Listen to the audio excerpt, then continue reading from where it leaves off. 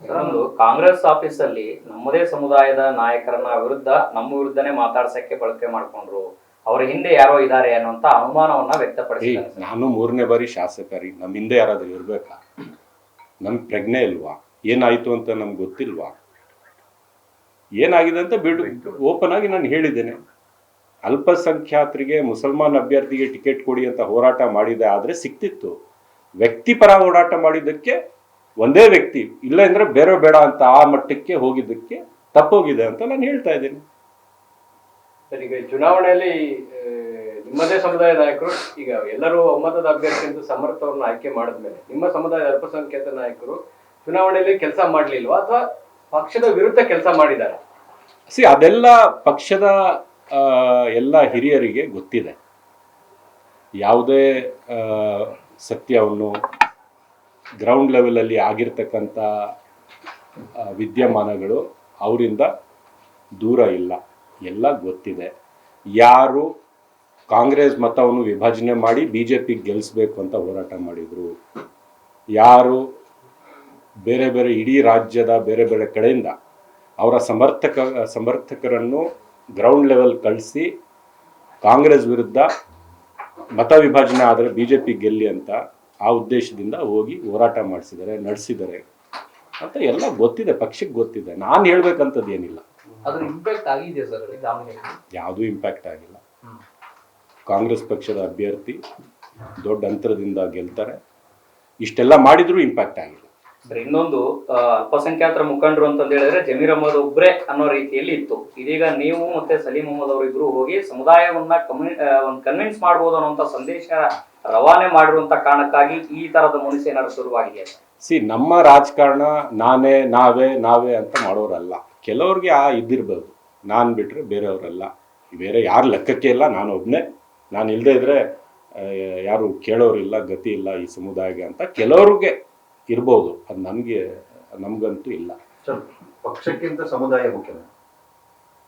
ನೋಡ್ರಿ, ಇವತ್ತು ನಮ್ಮ ದೇಶದ ಈ ಪರಿಸ್ಥಿತಿಯಲ್ಲಿ ನಮ್ಮ ಸಮುದಾಯಕ್ಕೆ ದೊಡ್ಡ ಥ್ರೆಟ್ಟು, ನಮ್ಮ ಮೇಲೆ ದ್ವೇಷ ಕಾಡಿರ್ತಕ್ಕಂಥದ್ದು, ಗುರಿಯಾಗಿ ನಮ್ಮನ್ನು ಮುಗಿಸ್ತಾ ಇರ್ತಕ್ಕಂಥದ್ದು, ಕಷ್ಟಕ್ಕೆ ಹಾಕಿರ್ತಕ್ಕಂಥದ್ದು BJP, ಸಂಘ ಪರಿವಾರ, RSSನ ಈ ಐಡಿಯಾಲಜಿ.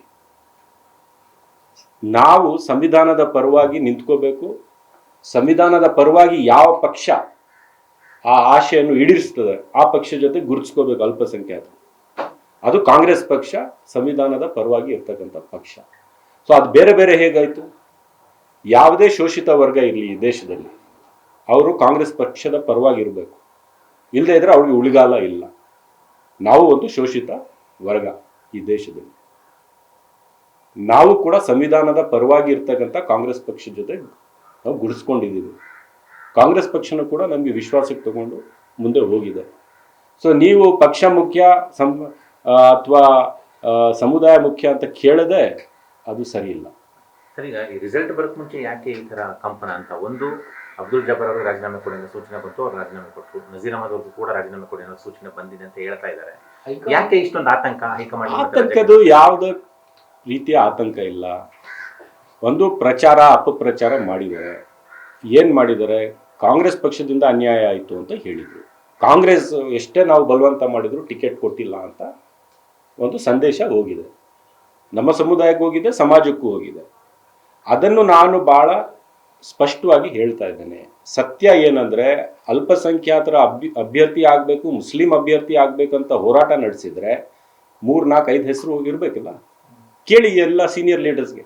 ಜಬ್ಬಾರ್ ಹೆಸರು ಬಿಟ್ಟು ಯಾರ ಹೆಸರು ಕೊಟ್ಟಿದ್ರಿ ನೀವು ಅಂತ ಕೇಳಿ, ಒಂದು ಹೆಸರು ಹೇಳ್ಬಿಡು. ಸರ್, ಜಬ್ಬಾರ್ ಅವರು ತಮ್ಮೆಲ್ಲನೇ ಹೇಳ್ತಾ ಇದ್ದಾರೆ, ಕೊನೆವರೆಗೂ ಕೂಡ ಜಬ್ಬಾರ್ ಅವರೇ ನೀವೇ ನಿಂತ್ಕೊಳ್ಬೇಕು ಅಂತ ತಾವೆಲ್ಲರೂ ಕೂಡ ಒತ್ತಾಯ ಮಾಡ್ತಿದ್ರಿ. ಏನು ಜಬ್ಬಾರ್ ಇಲ್ಲದೆ ಇದ್ರೆ ಅಲ್ಲಿ ಬೇರೆ ಮುಸ್ಲಿಂ ಲೀಡರ್ಸ್ ಇಲ್ವಾ? ನೀವು ಕೇಳಿ, ನೀವು ಆಕಾಂಕ್ಷಿ ಕೇಳಿ, ನೋ ಪ್ರಾಬ್ಲಮ್. ಆದರೆ ನಾವು ಆಸ್ ಲೀಡರ್ಸು, ನಾವು ಪಕ್ಷದ ಜೊತೆಗೆ ಮಾತುಕತೆ ನಡೆಸುವಾಗ ನಮ್ಮ ಉದ್ದೇಶ ನಮ್ಮ ಸಮುದಾಯದ ಒಬ್ಬ ಅಭ್ಯರ್ಥಿ ಆಗ್ಬೇಕಂದ್ರೆ 3, 4, 5 ಹೆಸರು ಹೇಳಬೇಕು. ಹೇಳಿದೀವಾ? ಇಲ್ಲ. ಮುಖ್ಯಮಂತ್ರಿಗಳ ಸಮ್ಮುಖದಲ್ಲಿ 8, 10 ಶಾಸಕರು ಇದ್ದಾಗ ಒಬ್ಬ ಸೀನಿಯರ್ ಲೀಡರ್ ಅವರ ಹೆಸರು ನೀವೇ ತಿಳ್ಕೊಳ್ಳಿ. ಅವ್ರು ಏನು ಹೇಳ್ತಾರೆ? ಕೊಟ್ರೆ ಜಬ್ಬಾರ್ ಕೊಡಿ, ಇಲ್ಲದೆ ಇದ್ರೆ ಬೇರೆ ಯಾವ್ದಾದ್ರು ಸಮುದಾಯಕ್ಕೆ ಕೊಡಿ ಅಂತ ಹೇಳಿದ್ದಾರೆ. ಅಂದ್ರೆ ಸಮುದಾಯಕ್ಕೆ ಕೇಳಕ್ ಹೋಗಿದ್ರ ವ್ಯಕ್ತಿ ವಿಶೇಷ ಕೇಳಕ್ ಹೋಗಿದ್ರ? ನಿಮ್ಮ ಫಾಲೋವರ್ ಅಂತ ನೀವು ಕೇಳಕ್ ಹೋಗಿದ್ರಿ. ನಿಮ್ಮ ಫಾಲೋವರ್ ಸಿಕ್ಕಲ್ಲ ಅಂದ್ರೆ ನಿಮ್ಗೆ ಆ ಟಿಕೆಟೇ ಬೇಡ ಸಮುದಾಯಕ್ಕೆ. ಅಲ್ಲಿ ಪಾರ್ಟಿ ಎಲ್ಲಿಂದ ತಪ್ಪಾಯ್ತು? ಪಕ್ಷದ ತಪ್ಪೇನಿದೆ? ನಾನು ಓಪನ್ ಆಗಿ ಹೇಳ್ತಾ ಇದ್ದೀನಲ್ಲ, 8-10 ಶಾಸಕರಿದ್ರು, ಮುಖ್ಯಮಂತ್ರಿಗಳಿದ್ರು, ಅವ್ರ ಮುಂದೆ ನಡೆದಿರ್ತಕ್ಕಂಥ ಮಾತು. ಸರ್, ಈಗ ನೀವು ಯಾರ ನಾಯಕರು ಹೇಳ್ತಾ ಇದ್ದೀರಿ ಸರ್, ಆ ನಾಯಕರು ಕೊನೆಗೆ ಪ್ರಚಾರಕ್ಕೆ ಬಂದ್ರು. ಇಲ್ಲ, ನಾನು ಅವ್ರ ಬಗ್ಗೆ ಅಂತ ಹೇಳಿಲ್ಲ. ನೀವು ಮತ್ತೆ ಬೇರೆ ಕಡೆ ಟ್ವಿಸ್ಟ್ ಕೊಡ್ತಾ ಇದ್ದೀರಿ. ಅವ್ರ ಬಗ್ಗೆ ಅಂತ ಹೇಳಿಲ್ಲ. ಮತ್ತೆ ಯಾರು ಸೀನಿಯರ್ಸ್ ಅಲ್ಲಿ ಒಬ್ರು ಇಬ್ರಲ್ಲಿ ಯಾರು ಸೀನಿಯರ್ಸ್ ಇದಾರೆ ಅವ್ರು ಒಬ್ರು ಅಂತ ಹೇಳಿದ್ದೀನಿ. ಅವ್ರಿಗೆ ಕೇಳ್ಕೊಳ್ಳಿ, ನಿಮ್ಮಲ್ಲಿ ಯಾರು ಈ ತರ ಹೇಳಿದ್ರು. ಯಾಕಂದ್ರೆ ಸರ್, ಹೆಸರುನು ಹೇಳ್ಬಿಡಿ ಸರ್, ಮುಗ್ದೋಗಿದೆ. ಇದಕ್ಕೆ ಏನ್ ಮುಚ್ಚುಮರೆ? ಈಗ ಚುನಾವಣೆ ಬರ್ದೇ ಇರೋರು 3 ಜನ ಸರ್. ನಜೀರ್ ಬರ್ಲಿಲ್ಲ, ಜಬ್ಬಾರ್ ಬರ್ಲಿಲ್ಲ, ಜಮೀರ್ ಬರ್ಲಿಲ್ಲ. ಆ ಮೂರಲ್ಲಿ ಒಬ್ರು ಕೇಳ್ಕೊಳ್ಳಿ. ಸರ್, ಎಲ್ಲೊಂದ್ ಕಡೆ ಈಗ ಮುಖ್ಯಮಂತ್ರಿಗಳ ಜೊತೆ ಯಾರೆಲ್ಲ ಗುರುತಿಸ್ಕೊಂಡಿದ್ದಾರೆ? ಆ ಇಬ್ರಲ್ಲಿ ಒಬ್ರು ನಜೀರ್ ಅವರು ಸರ್. ಯಾರು ಕೇಳಿದ್ರು ಮುಖ್ಯಮಂತ್ರಿಗಳ ಮುಂದೆ ಆಗಿರ್ತಕ್ಕಂಥದ್ದು ಬೇರೆ ಶಾಸಕರು ಕೂಡ ಇದ್ರು. ಕ್ಷಣ ಕ್ಷಣದ ಸುದ್ದಿಗಳಿಗಾಗಿ ಫ್ರೀಡಂ ಟಿವಿ ಸಬ್ಸ್ಕ್ರೈಬ್ ಮಾಡಿ, ಲೈಕ್ ಮಾಡಿ ಹಾಗೂ ಫಾಲೋ ಮಾಡಿ. ಹೊಸ ಸುದ್ದಿಗಳ ನೋಟಿಫಿಕೇಶನ್ಗಾಗಿ ಬೆಲ್ ಐಕಾನ್ ಮೇಲೆ ಕ್ಲಿಕ್ ಮಾಡಿ.